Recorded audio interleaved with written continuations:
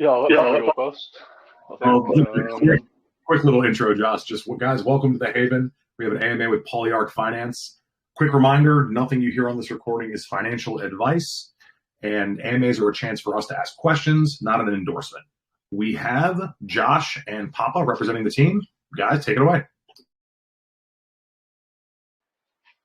Hey, how's it going? So, I'm Josh, and we've got Papa as well. This is my first AMA as a project, so I'm not gonna lie, it's gonna be a bit shaky for me. This has been something that we've planned now and we've been building. It's a game studio DAO that we've got, and we've got some pretty big ideals to kind of go with it.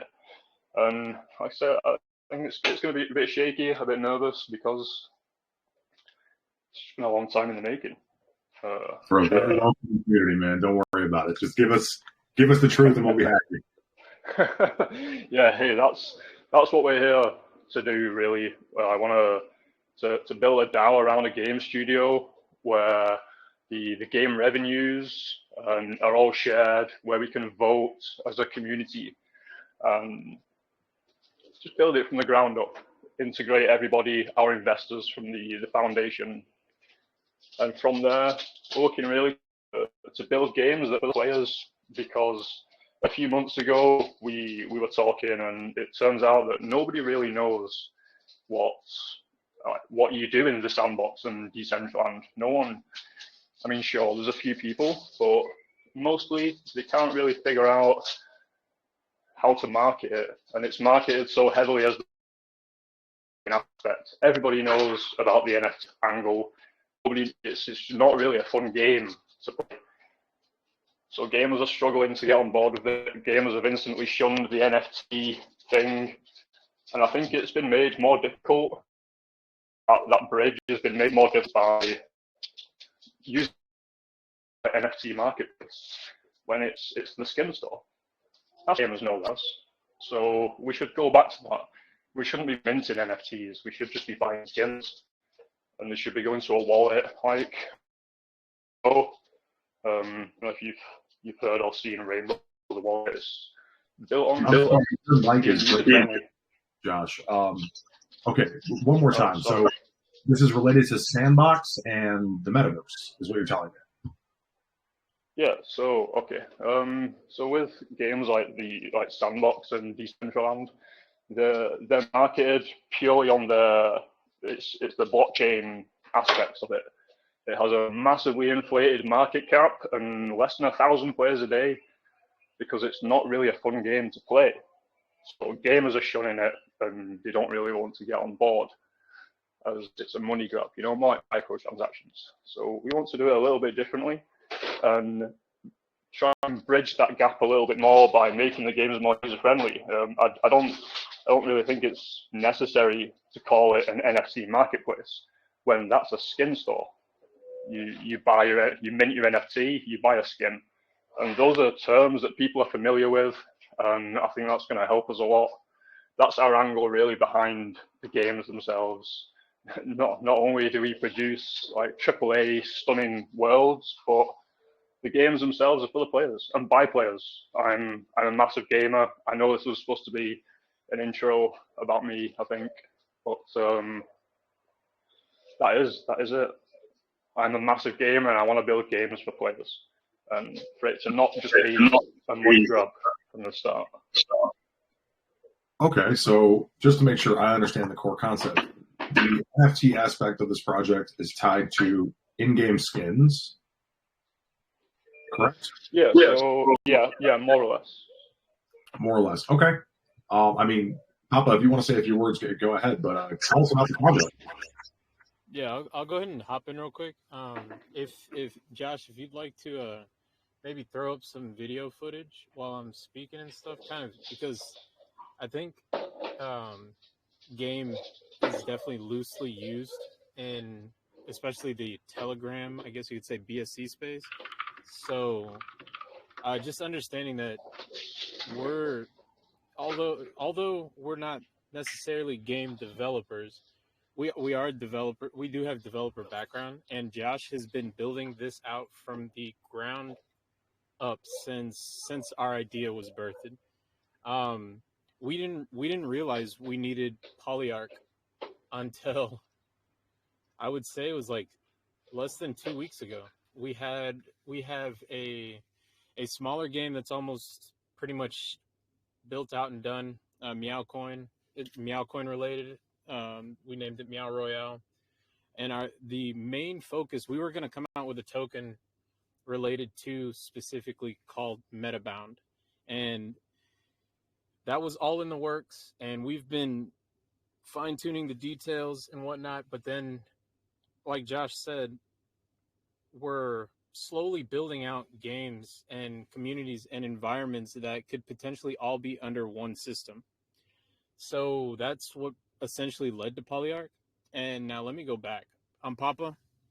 You guys have seen me probably in telegrams. I'm just some small guy that just likes to hype a chat, get things going. I have built my connections with a lot of significant people in this space, and I'm actually proud of the way that relationships have been built. Slowly but surely, I'm getting more familiarized with how the space is run, and representing, I guess you could say, my first official project that's not a degen. It's actually an honor and a pleasure, not only to be here with the Safe Haven crew, but whoever we follow up with as well, to be able to hear out our potential vision and goals moving forward. For those of you that are listening, this is not some small project that there's going to be no time and stuff put into it. So if you're looking for a quick investment, I'm going to let you know right now that this is not for you. We are looking for people who actively want to be a part of decision-making processes, growth that is going to resemble the longevity that we want to actually be seeing in BSC overall anyways. We will be KYCing and doxing all that stuff, but my name's Yusuf, from Houston, developer with Accenture. You're Arab? What was that? I said you're Arab? Yes, oh my God. I am. I'm half Arab and half Hispanic. Oh, that's the worst, dude. I'm so sorry. My name's Habib. But yeah.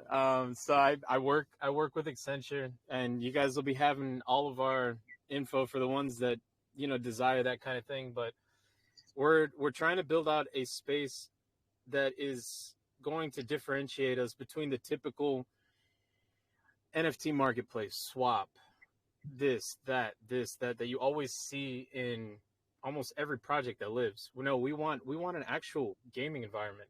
We want to grab those people from the Steam, Twitch, everywhere that you can see it.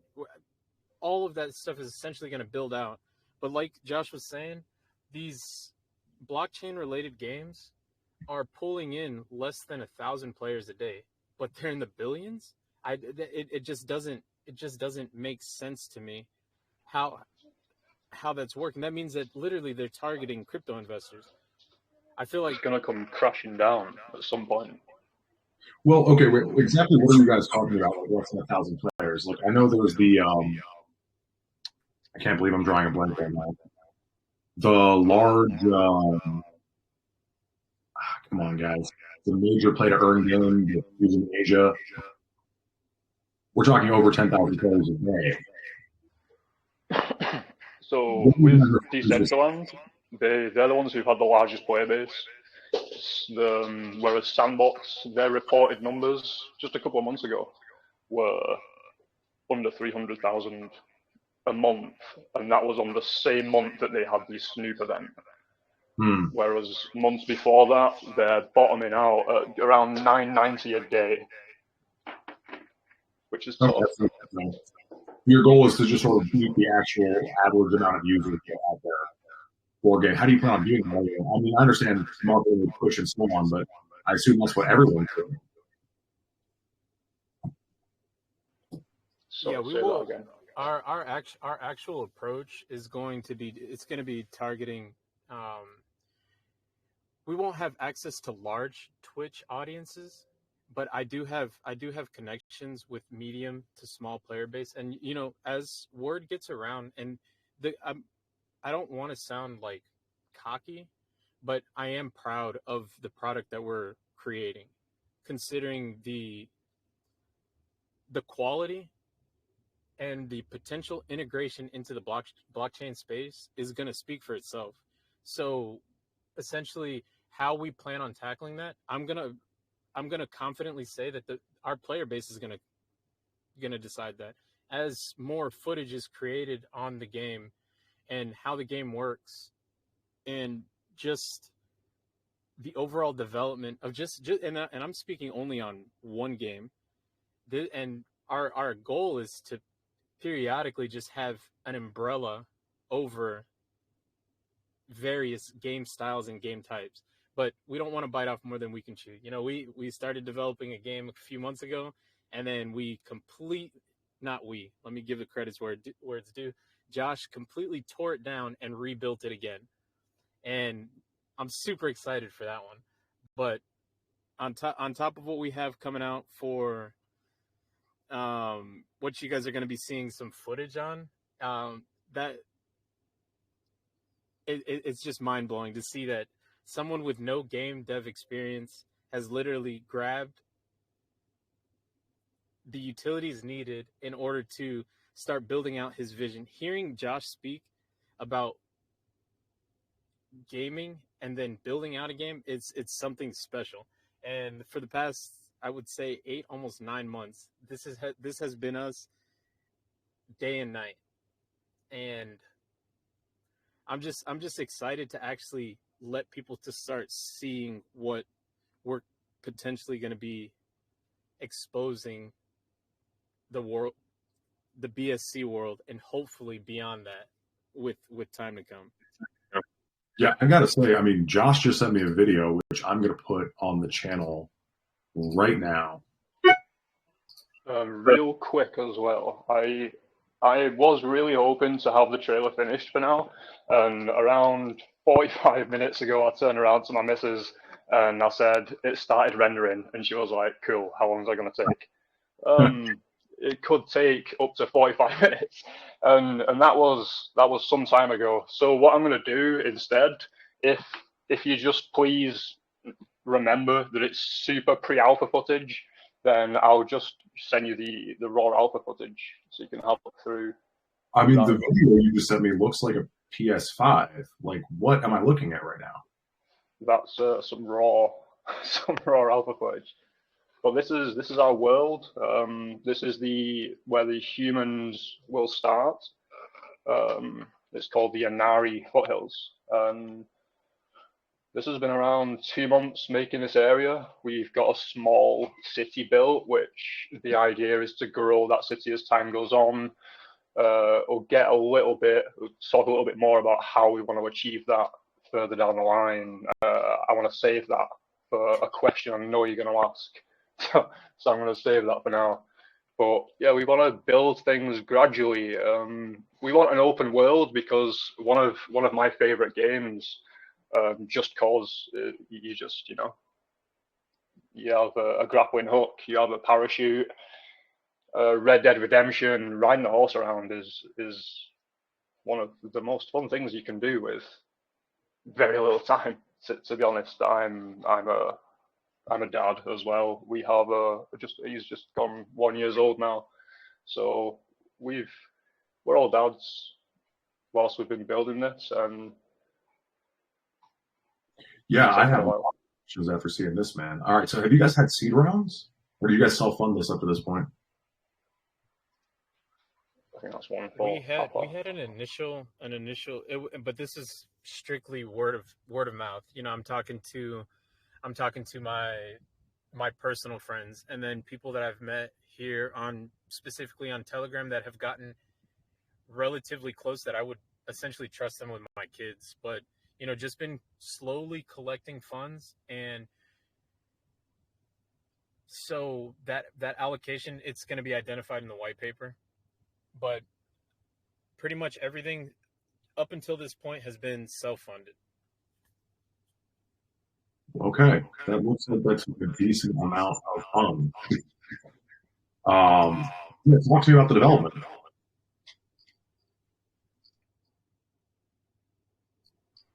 Sorry, say that again. Maybe a little more specific. So, I mean, how large is your team? How did you guys build this? What is the player aspect of this? Give me as much as you guys can. That's actually funny because right now our core team is three guys, three dads who have a vision. One of our guys couldn't make it today. He's busy with the family and stuff. But that's Pandy. I'm sure some people have seen him around. He's a good guy. And myself and Josh, I'm organizing more of. I'll be handling more of the marketing aspect, getting our product out there. Josh is the hands-on. To say we're not able to help him is, he hasn't really needed it, because once he's explained our vision or his vision and kind of like how the world is being built out, it's, we're playing off of his imagination and stuff like that, and I'm here to sell it. I've never been more in sync with somebody that literally lives across the world. But me and him have been tracking on our overall vision, just not only when it comes to speaking about Metabound, but now just as we're growing. And do we have intentions of growing our team? 100%. I've worked closely with Sea Dogs.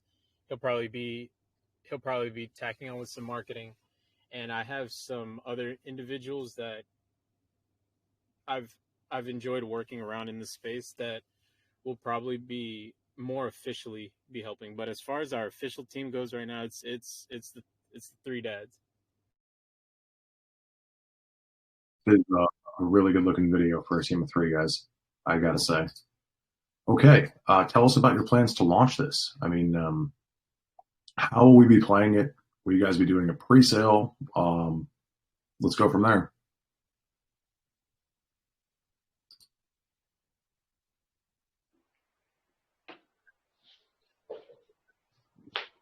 You guys with me? Okay, good.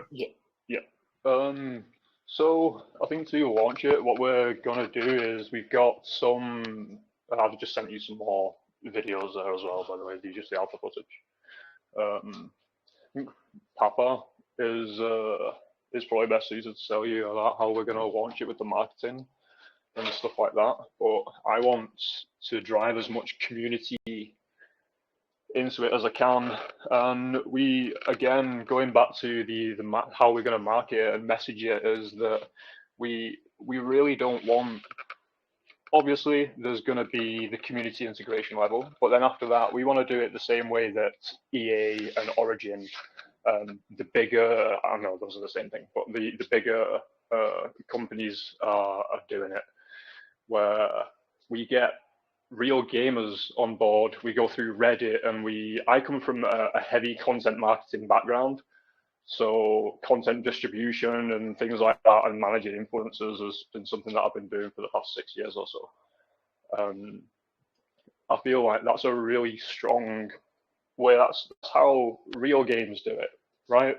With trailers, you've got your Twitch partnerships and Twitch sponsorships, and there's YouTubers, rather than it just being a Telegram sort of based thing, which not many big games want to do Telegram. Yeah, this is making me think of another project. Sorry, that's the sound of sending me a video, me looking at it.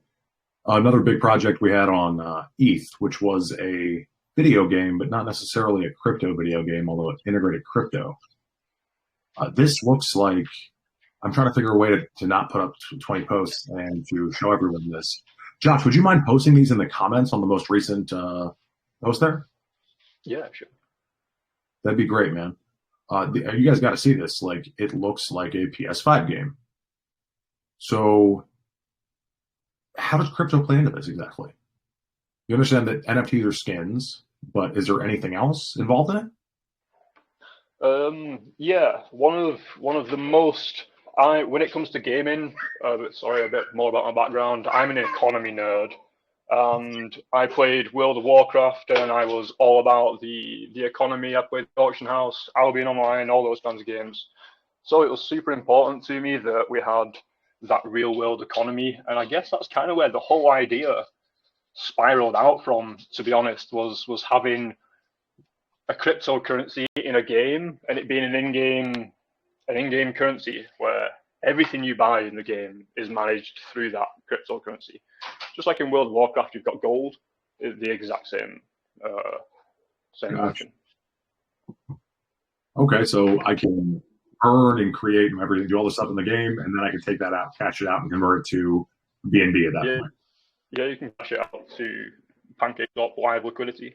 Probably not. I'm not sure right now. I shouldn't have said that. Right now, I'm not too sure as to the network because there's been two that we've considered, but where it's highly likely that Metabound will be on the Binance chain. Okay. What's the other network you're considering? So the network was Immutable X, Really?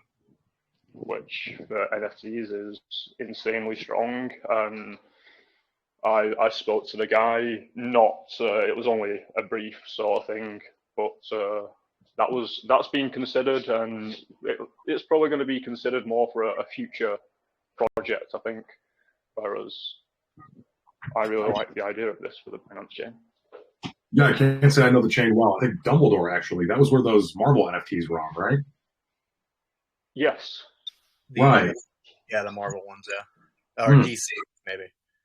I don't remember. Cool. I mean, I guess one thing that's like sort of concerned me about a bear market is we're starting to see like governments regulate us, and we're starting to see like other players with more favor with governments sort of kick up. And large corporations play a huge role in that. And like seeing a big player like DC use a smart chain is pretty bullish for future games because the new people that come into the space are going to be drawn by things like that. Yeah, absolutely. Familiar faces. That's what we need. Trust. Excellent. All right. When is this all going to happen? What's your time frame for this launch, and what do you think will be out at launch? I guess it doesn't seem super relevant to me because this is mostly a game. But what are the tokenomics of the coin as well?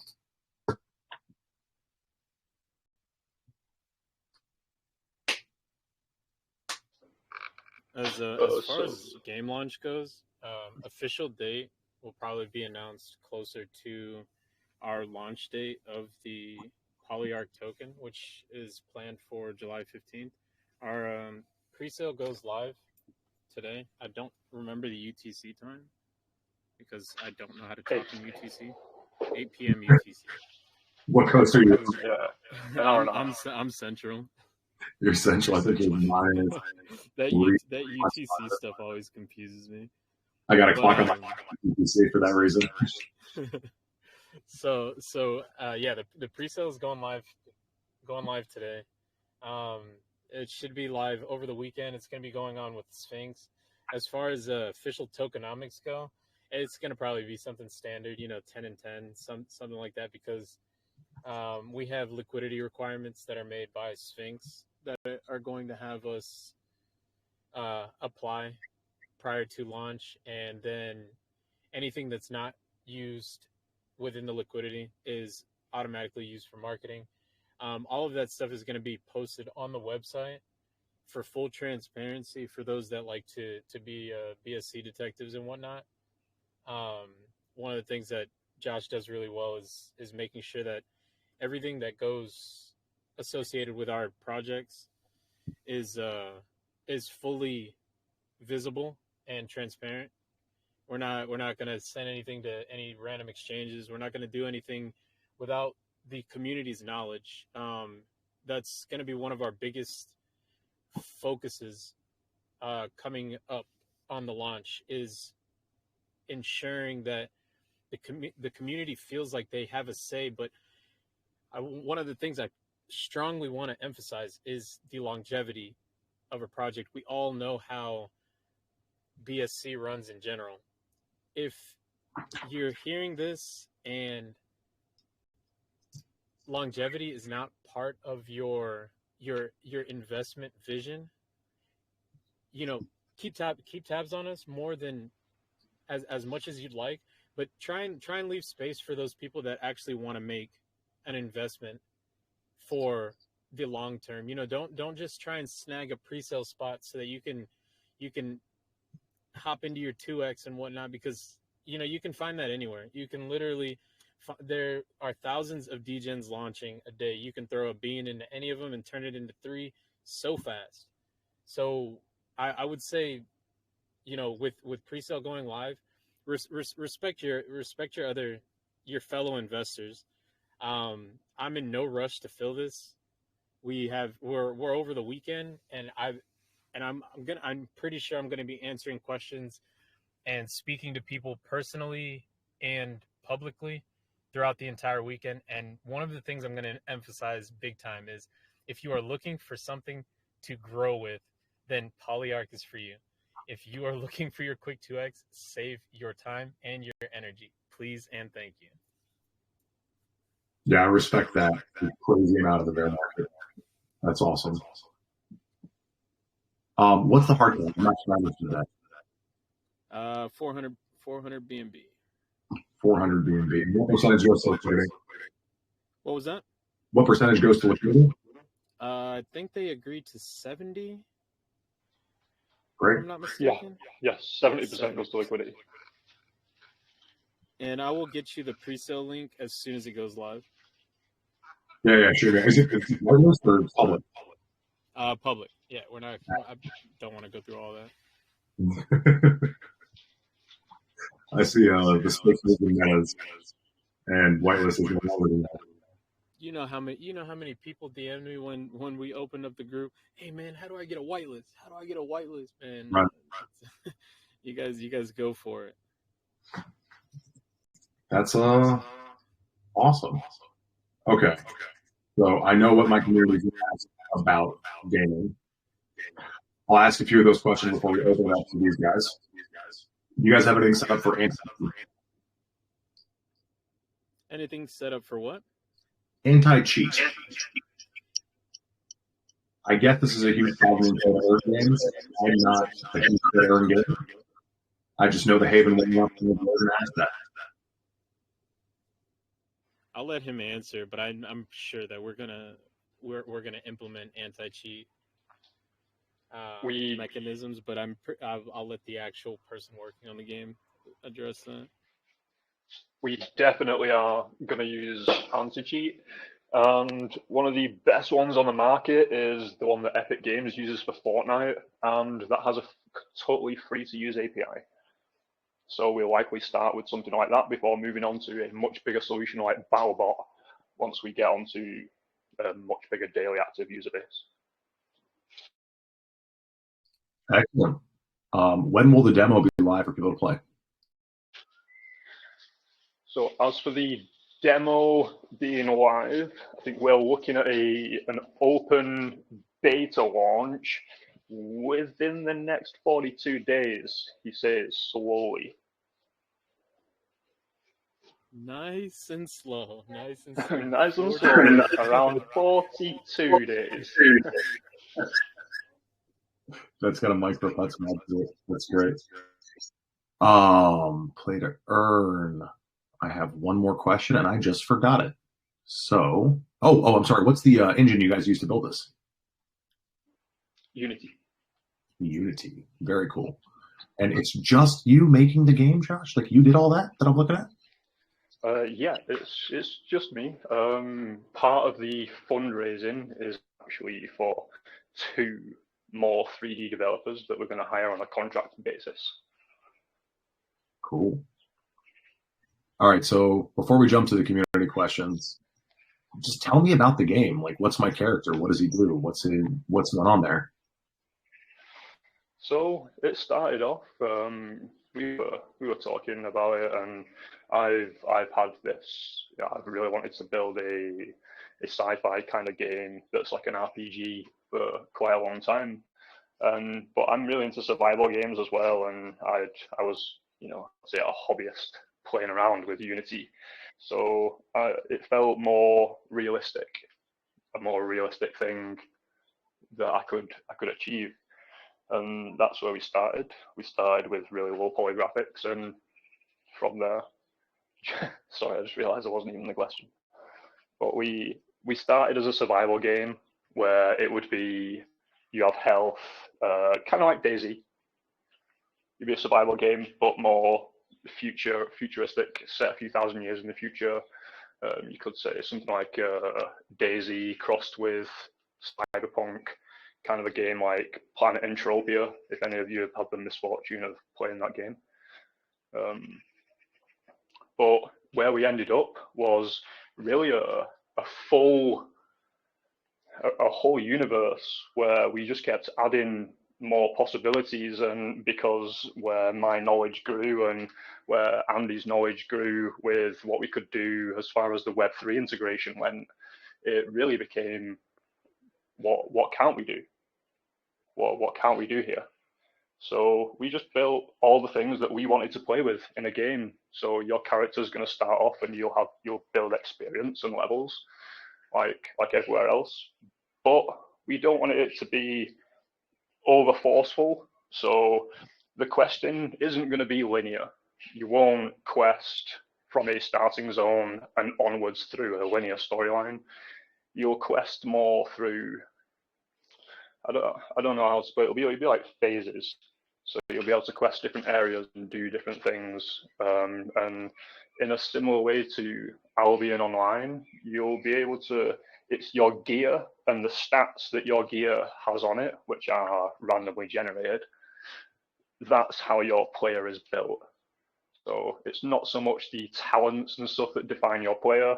So one day you could be driving around, you could be a transporter, and you could have a mount transporting stuff from the Outlands into our main city, which is called Kalorata. And the next day you could sell all that stuff and buy a whole bunch of new stuff that gives you better stats to do maybe going out and ganking or slaying, that kind of thing. So really, to answer your question, anything and anybody. I mean, I'm a nerd, so I like anything cyberpunky or spacey. Yeah, I look forward to hearing about. I mean, the characters. It looks really cool. Like, I actually just forwarded the video to a few friends. You guys are doing a great job with the world. It looks great. Now, when you say Web3 injection, though, right? Like, my question is, don't I have to download this to play it? And how did you integrate that? Explain to me the mechanics of Web3 in this process.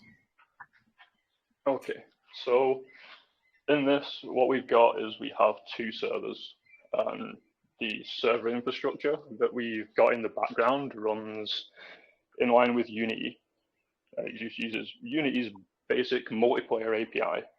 And then that calls back using what's essentially kind of a headless WordPress server. So if I'm not a developer, so Andy being here would have probably been able to give you a better metaphor for how to explain it. But you'll sign in with your wallet, and right now, the way it is, honestly, you've got to sign in on your phone. You got what on the sorry? Right now, you've got to sign in through your phone. So you'll have to scan. You'll have to have your wallet. It'll have to be on your phone, and you'll have to scan the code, and it'll log you in. That is the current implementation, where we're trying to move into a user-friendly kind of way. So that's never really worked for me personally as how you log into a game. You shouldn't have to get your phone out. As much as people use code blocks, to use two-factor authentication. But I think we are looking at simplifying that, and that's something that we've been struggling with. Some of the other bits have been easy, and some other bits have been harder. And something to chime in right there. We will be getting security audits and making sure that everything is safe for everybody to be using, and connecting wallets and whatnot, where people won't have to worry about, hey, do I have to fresh wallet this, or is this safe or whatnot. So as as that stuff is implemented and tested, and then we'll have somebody reputable confirm the security and the safety behind the product, so that people can continue learning more about how mainstream we really can be with both gaming and cryptocurrency. Yeah, I look forward to seeing. I mean, everything in gaming these days seems to be play to earn, or at least somehow financial transactions are a part of it. I've never really understood why that wasn't all on the blockchain from like the get go. Like that seems to be a natural evolution of the system. That's cool. It is. It seems to be. It seems to be just a better underlying technology to run all those systems through. And honestly, the best thing that comes out of it all is that it allows us to very easily return that revenue that the game makes back into the community, back to the investors who made it possible from the start, which is you people. It is all of you that have made it possible. Exactly. How do you plan on doing that? Returning the revenue, I mean. Again, Andy. But I do know that what we'll do is the game's revenue will be accrued through game transaction fees, the NFT costs, and in-game partnerships, where we are also toying at the moment with raising a land sale, but that's something that we want to integrate really in the game rather than it being an outside platform. To do that, we want it to happen in the game. So all those revenues will go to another contract, and that contract will act as like a router. It'll be more or less, it'll be very similar to Uniswap's router. Right now, the way it works is it just directs it into the live liquidity pool, and it buys the Poly token and uses that Poly token to issue it into staking pool rewards and a monthly reward that you can claim through a DApp on the website. Very cool. Very cool. All right, I've taken enough of the question times here. I've been getting a bunch of DMs of questions. Guys, this is now your chance to ask in VC. Please be polite. If you hear someone speaking before you, let them go and we'll get to you. Whoever wants to go first, go ahead. Hello. Hello. Hey, man. Thanks for the opportunity, Achilles. You're very welcome, man. Go ahead. Okay. Well, I just wanted to know if the team had a token to it and how long is it locked for? That is just my first one. The question was if there's a token associated with it. Yeah, that's the pre-sale and everything they're talking about. For the team, I was asking if the team had a token allocated today, and is it locked for how long? Oh, so I get it. Sorry. For the team specifically, we've all agreed for I think our contract with Sphinx was to lock the liquidity for 6 months. So we're going to match that with our tokens, because we don't see the whole idea of team tokens and them being released or dispersed at any given moment is it doesn't logically fit with me, because our vision is longer than what we expect. So as far as locking team tokens, I personally believe that we're going to follow suit and lock our tokens, because with the liquidity or around the liquidity end point, because we don't grow, our tokens don't grow unless we deliver. So I think I'm answering your question accurately, but at the same time, I do know concerns about team tokens and whatnot. There's three individuals on the team that are going to be receiving quote unquote team tokens, but our payday, I guess you could say, or our salary is projected based on the delivering of what we're assigning to the token. So I think that answers your question. And just to add to that as well, our tokens, the team tokens, the voting rights of those tokens will be delegated to the treasury. So we won't be able to use stupid amounts of supply to shift votes, obviously, our way. So that will be delegated from the start. Okay, Great. so apologies. Okay, can I ask one more? Just One more, buddy. join to the question. Okay, so where is the money for this coming from? Would it be coming from the marketing or is it personal revenue? Where would this be coming from? We addressed a little bit of that earlier on in the AMA. A lot of this has been self-funded, aside from a few private, I guess you could say private investors, but most of the private investors are personal acquaintances that have helped cover production costs and production costs. That's referring to, hey, the Unity stuff and all that, and then the of course the pre-marketing stuff that we needed to book in order to get more eyes on the project.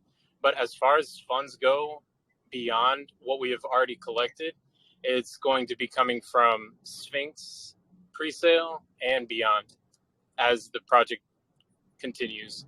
Because, like I was saying earlier, we are contracted to place 70% of what is raised into liquidity, and the other 30% is going to be used for additional marketing, and that is going to be marketing that's not so much Telegram related, but Telegram related, of course, because some of our audience is going to be here, but our plans to expand beyond Telegram are very high. YouTube, Twitch, TikTok, like we're trying to be where all of the mainstream games are, and the funds that are collected from Sphinx are going to help us do that. Thanks for the answer. Hello. I'd like to ask a question. All right, CryptoCoiner, go ahead. Hello, sir. Hello, guys. How are you? Good, man. How are you? Go ahead. Really good, man. Okay. Are you considering on your pay to earn module? Are you considering minting of tokens within your game, wherein these tokens will have utilities like power ups, skins, and weapons upgrade on your characters of the game? So that's a really good question. Yes, we are, but the skins, any NFTs that are purchasable, will have no effect on what do you call it? It won't be pay to win. So anything that you can buy will be purely cosmetic and vanity, and the NFTs that you get in the game, items, weapons, and stuff like that, will have randomly rolled stat on them. The only what we could see as being a problem, and we are still thinking about it, and we're still trying to flesh it out because we really do want it to be balanced, is right now the way items work is item is looted, stats are randomly generated, and you pick that item up. And if you equip that item, that's it. You have equipped it, and that's pretty much the end of it. It's bound to you. But if you do not equip it, then you can trade it. It's just a normal ERC, a normal NFT. So I hope that answers your question. But like I said, we're still thinking about it, and we're still trying to fit that in. But it is a really good question. Okay, thank you. About the renderings, I mean, it's the video is very good. It's really the quality is really great. Now my question is about the server. Now, will the server or can the server handle multiple of players? Like for example, the game will be on a hype and a lot of players will be playing. Now, what is the maximum daily active users that the server can handle? So right now, as it stands, we've stress tested the server on 300 agents, but 300 agents doesn't include small agents like, for example, a rabbit or a fox, non-player agents, but it does include non-player agents like other humans that you can interact with and that have inventories and things like that. So right now we've stress tested up to 300, and part of our fundraising will just simply be to expand through a cluster-based system. We know that our network, as it currently is, can hold easily 300 players, with maybe even a burst of 400 before it crashed and burned. But we get 300 players with total stability. So we just simply plan on replicating it into clusters repeatedly. Okay, one last thing. How can you handle sudden spike of players on your game? To do that, we would need some kind of burst overage. Like, so if the network, if we have servers set up in clusters, so we have 300 players per cluster, and every cluster is running, we would also need some kind of redundant clusters, which could also run alongside, but players wouldn't be used on them. And it's kind of like the power grid. Someone has to sit and watch. There's no real solution to that. Unless we can obviously predict high traffic, like a Super Bowl, for example, high traffic to power users. So that kind of a thing. If we can predict a surge, then we can add more clusters very easily. So all we can do is watch and predict. And to Okay. tack onto that, like he was saying, our servers are going to be growing as needed. We don't want to anticipate, bite off more than we can chew. Expect a 1,000 player base, and then only hit a quarter of that. So being able to ballpark, yeah, exactly. So being able to grow as our player base does is the main goal. If we're averaging 200 to 250 players, then we'll set up a contingency in order to combat any player surge that would possibly come. But that's stuff that's going to be decided on as we assess different situations. Okay, thank you very much. That's all, sir. Thank you. Thanks for your question. Hey there, can you hear me? We got Rasta and then Tommy. Rasta, go ahead. Yo, what's up, brother? You good? All good, buddy. All good. Go ahead and ask your question. Yeah, man, it's about the Hiroki, man. Well, you guys are following it up? Sorry, Rasta. Tommy, go ahead, buddy. All right. So I see that in the transaction fees on the Poly token, it mentioned 12% for buy and 20% for selling. And the Poly fee breakdown, it mentioned only 15% for sell fees. So is it 15 or 20? I'm just confused about that. Yeah, that's something that I updated just yesterday. I think it was yesterday morning, perhaps. And we've spoken about it for quite a bit, and we are bringing down to 15. And we think that right now, and again, it could potentially change over the next couple of weeks to bring it more in line with something like a 10-10 or a 12-12. But I don't want to get too far ahead of myself. It will be 15 right now on the white paper. Thanks for that. I'll fix it. All right. Thank you, man. Yeah, thanks. Thanks, Tommy. All right, we got time for just about 2 more. I know some people who DM'd me have not had a chance yet. Guys, if you want to go ahead. Hello. PCI, what up, man? What up? What's up? I love the game. It's kind of like looks like Red Dead Redemption. I love the graphics. I love the way. Thanks, man. Yeah, it's a big inspiration. Yeah, I love the way you mentioned it's going to be like the gameplay and everything. I have to say, despite like all of that, your actual team to to build the game to actually make it. It's yourself for the moment, right? Let's say again. The team to build the game to make it to make it possible. It's only yourself by now. Yeah, it's us right now. Okay, Right so now, do you plan on hiring more people? Because I think for these kind of games, we all know that it takes a bunch of time into the making of the game, and to actually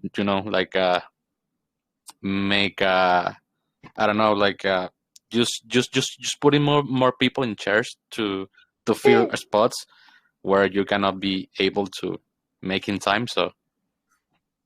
So earlier on in the AMA, he did address that we will be contracting out other developers on a need basis, because we don't want to be just having people being paid for not doing anything. And as long as we're capable of handling the workload early on, we're fairly comfortable. I have a day job, but I've been committing time to this from the beginning. Josh as well, and we're not against bringing on additional help. Like we definitely know where we need it. yeah, we know where we're not the best. So it's like a lot of the animation work in the game, we've conjured that out already. The animation that you really see and feel, like your character's animations, it really stands out. I'm sure you can all relate when you play a game and your character feels a bit blocky. It kills the game for you. No matter how fun the game might be, it's really difficult to get around that little third-person blocky movement in front of you. So yes, we know where we're not great and where things need to be great, and that we need to spend money on contracting people to do that. So, mentioning the quality of the game, which is really good, and I love it. Do you think going onto like a Steam or those high end companies for video games will be good? All right, so that is definitely something that we'll lead into in the future, probably with Epic Games. The reason why, hey, easy. The reason why it wouldn't be Steam is because they've taken they've taken that rugged stance against NFTs, which has it's not been great because a lot of gamers get behind everything that Valve says. So, but I'm hoping in time that'll start to change thanks to big companies like Marvel and DC getting on board with Immutable X. Yeah, it sounds great. Epic Games will be a good choice. Yeah. That's what I think. Thanks, man.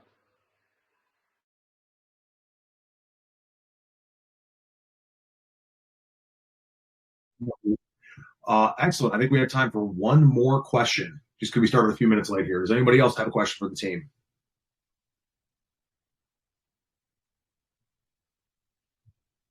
Great. Okay, then, guys, if you want to just give us a brief exit synopsis, tell us where to look and when. I will end the recording in just a minute. Yeah, so the website, polyarch.io, will be live very, very, very shortly. And the trailer for the game, it's an alpha trailer, but it should be finished rendering. I'm going to say 45 minutes again, so if you listen to the AMA, you'll get that. And that'll be there soon on the website too. Just wanted to thank everybody for joining us. 134 people. If we get 70%, 30%, whatever the case may be, of believers, I consider that a success. Achilles, thank you again for having us, man. It's always a pleasure. Look forward to getting to know more of you guys. And like I said, I'm just going to reemphasize on this. If you're looking for a long-term investment where you want to grow with individuals and potentially be growing with an initial player base and stuff, welcome to Polyarch Finance.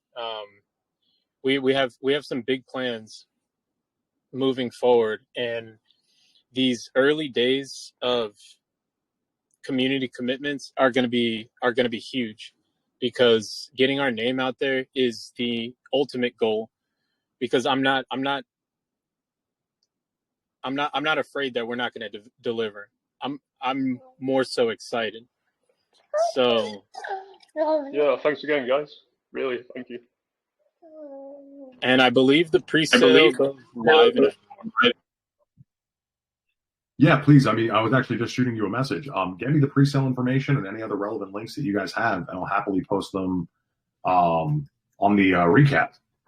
And I just want to thank you guys for being here and for, I mean, putting together something that looks so so well thought out. Looks awesome, guys. Thank you for being at the Haven.